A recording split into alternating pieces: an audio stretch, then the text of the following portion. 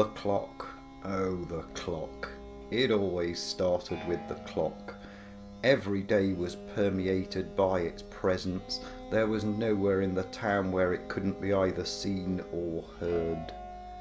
In the setting of this peculiar pastoral paradise, the clock seemed to bear mystic importance, and the morning ritual would consist of citizens anxiously pacing around their kitchens, checking and rechecking that they had everything necessary for the trials of the day before peering out of the window with a mixture of awe and anxiety, waiting for the magisterial clock to strike 9 so that the day would begin. The only citizen permitted to roam the thoroughfare before the 9 o'clock start was Policeman Potter, the town's only physical presence of authority, not that the town even required this. The clock always struck at 9. It never missed a beat, it was never late, and it gave a temporal framework to the lives of the inhabitants. I tell you now, friends, in that place I was never late for any appointment, nor was I ever left waiting for any other individual. The citizens had an almost manic desire for things to run efficiently. They shared a collective compulsion for order, as if they themselves were reflecting the internal mechanisms of the great clock in their external lives. The clock was truly a remarkable thing to behold, quite unlike any other clock that I, your humble narrator, had ever had the pleasure to witness. It is now, as I am well away from that place and that clock, that I struggle to pinpoint exactly what it was about this clock that I found quite so captivating. I couldn't say that this was purely down to its scale. My visits to Russia and Southeast Asia had provided me with a series of more than ample experiences with grand clocks. This clock, however, seemed to claim an aura I had only experienced during my brief engagements with mighty ancient artifacts such as the pyramids of Giza and the ziggurats of Mesopotamia. I am not quite sure whether I will ever be able to truly forget about that clock. I suppose, my dear friends, I am destined to be haunted by its existence until the day I expire.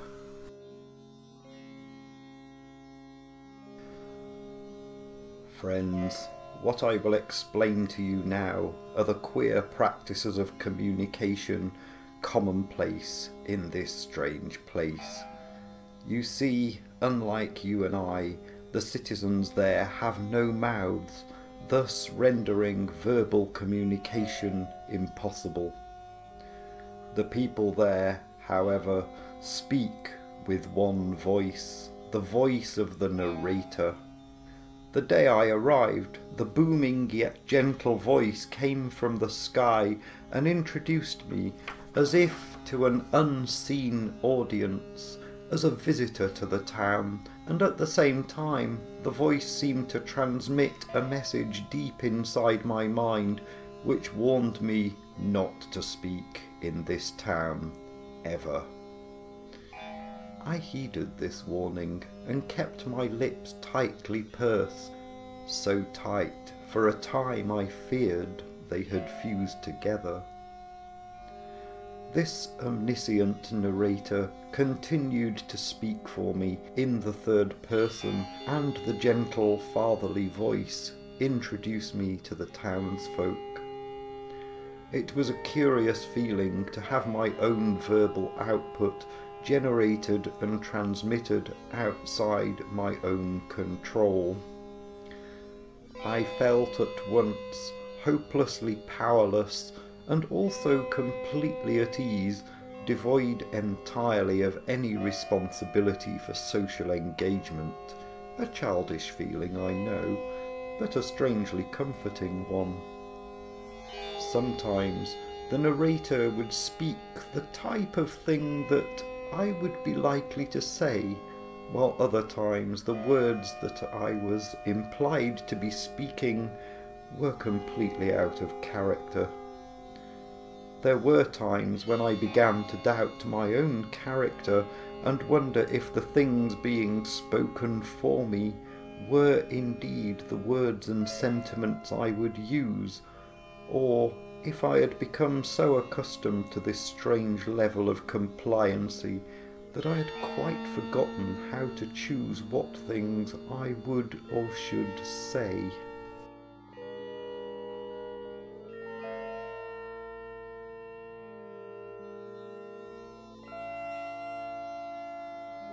Working in conjunction with the clock, the narrator's voice would be heard after the clock had struck.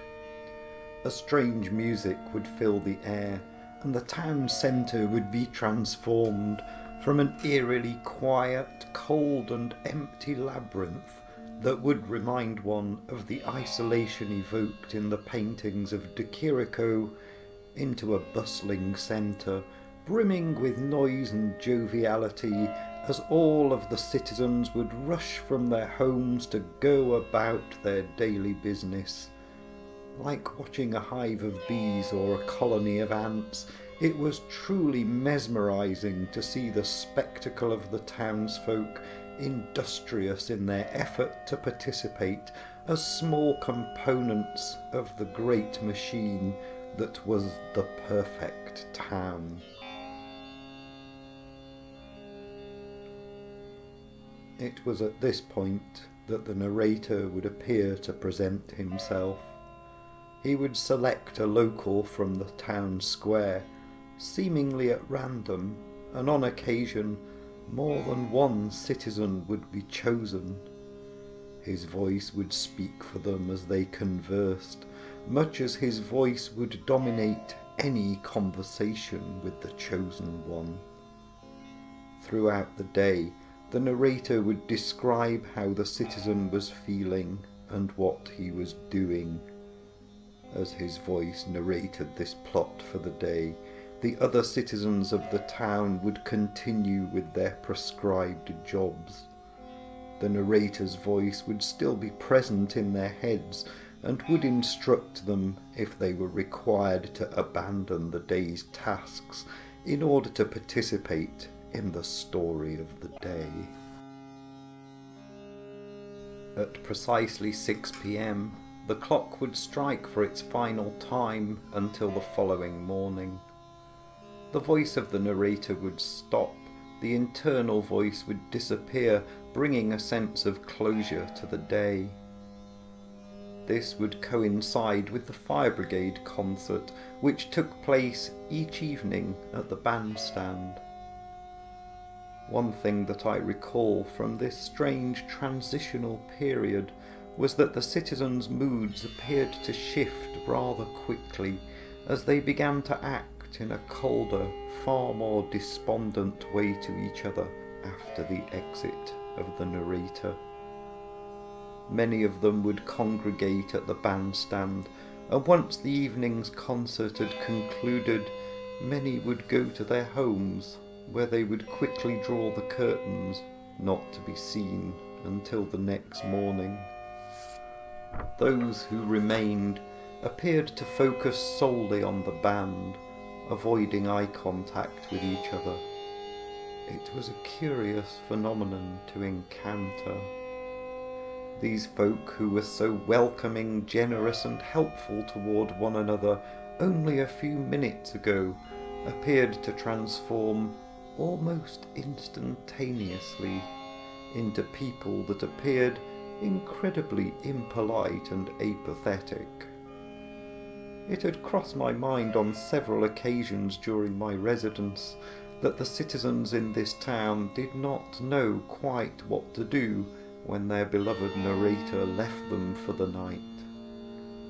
There was a strange smell of fear which filled the evening air, almost as if the townspeople were afraid to speak or think anything negative towards their almighty narrator.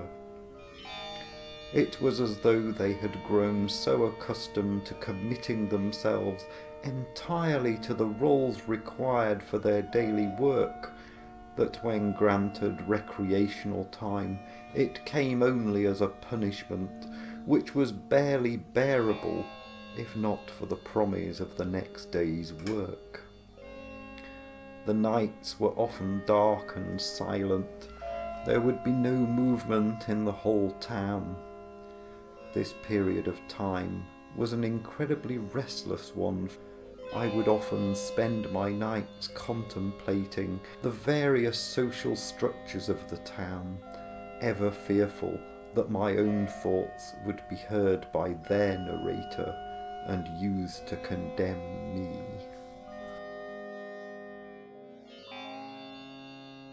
I became haunted by a notion that came to me as I lay in my bed late one spring evening in the town. It was an accursed night to behold, one that left my sensibilities and sense of self scattered in an endless void of meaning. I cannot recall the exact dilemma that kept me tossing and turning that dreadful night. I can only recall the feeling of dread that wrapped around my mind like a creeping fungus. Throughout that night, I wrestled with my own mind, struggling to comprehend this sensation which seemed to reverberate through my entire existence. This night of tenacious struggle would indeed be the last night my head ever graced a pillow in that town. I awoke to the sound of the clock's officious tone. As I stirred, I realized to my horror that I had slept well past the time I had intended to awaken. In all of the time I had spent in this town, not one morning had I awoken quite so late. I was overcome with a powerful sense of nausea as I reached for my clean socks. Though the sun shone radiantly in through my bedroom window, I had a tremendous sense of dread for what would come this day. Once dressed, I hurried down the stairs. The kitchen was empty, and in the space upon the table where Mrs. Crabbit would usually have laid out a hearty and mouth-watering breakfast, there was only a note. Scrawled in red ink, it read, "There was breakfast here. You were late." Now, my friends, I understood the clock held a great deal of authority over the lives of the townspeople. However, this note seemed terribly out of character for Mrs. Crabbit. The woman had been doting upon my most humble self as an incessant mother might for the entirety of my stay in the town. And now this.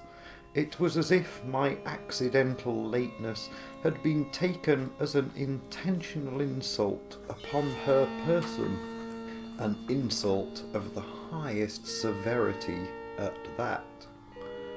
The whole situation, to me, seemed very queer indeed, and I struggled to shake myself from this curious feeling of difference.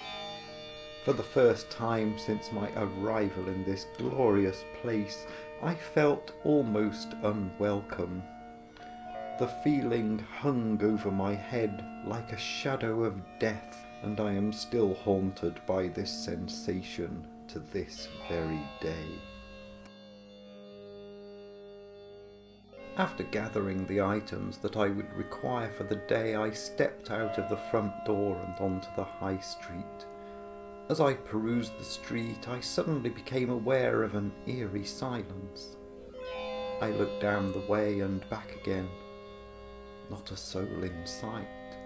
No sign of Chippy Minton and the boy driving past, with vehicle bursting with fresh timber for the day's work. nor was I greeted by Raggedy Dan as he would wander up and down the street collecting his wares. The landscape itself appeared to have changed. The brightly coloured houses that lined the street seemed a great deal duller, as if the once vibrant pinks, yellows and blues of the painted bricks had been injected with an overbearing grey. Oh, my friends, the longer I evaluated the change in my surroundings, the more I realised the horrors taking place here. The deep hue of the sky had changed, as if all the colour and joy had poured out of it, leaving a vast void of grey hanging like a canopy over the streets of the town. This tragic loss of colour and vibrancy in the atmosphere shook me to the depths of my soul, and as I fretted and mourned that mine eyes would never relish in such ocular delights again, something changed deep within myself. My friends, it was this moment that your humble narrator realised quite how long I had been in this strange town.